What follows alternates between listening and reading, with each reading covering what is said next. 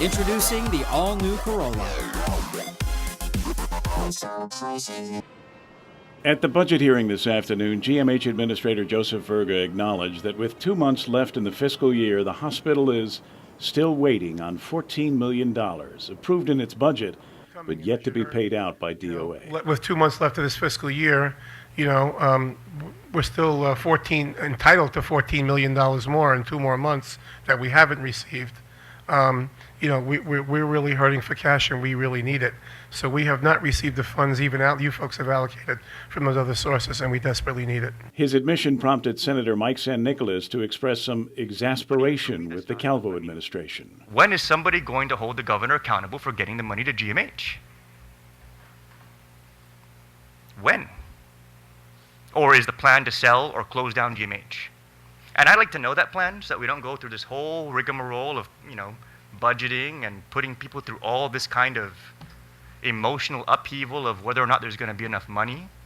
Because if that's the plan, then let's just be upfront with what the plan is. But you can't appropriate $20 million, only give them $6 million, and then expect the hospital to kind of figure out how they're going to survive. But the hospital administrators were also reminded that they too bear responsibility for collecting on GMH's outstanding debt. $89 million in receivables, most of it already written off. Your lifeline, the hospital, is a business office.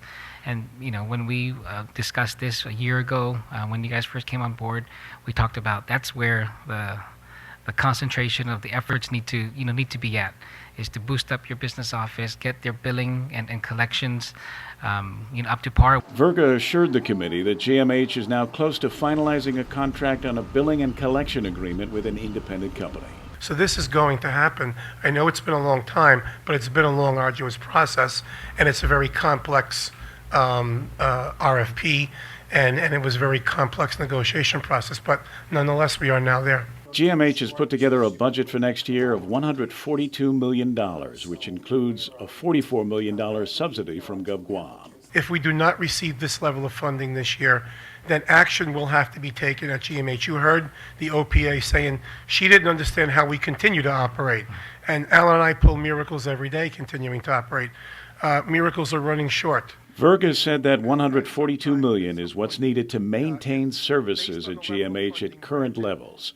If they don't get it, the role of GMH, he said, may have to be rethought. This funding sustains the hospital at the current level of beds, the current services we provide, the current services we plan to expand to, and sustains the level of services we provide now. So, in short, yes, this is the year that it's really time to make a decision to decide what type of GMH that you want for the island of Guam. Kevin Kerrigan, PNC News.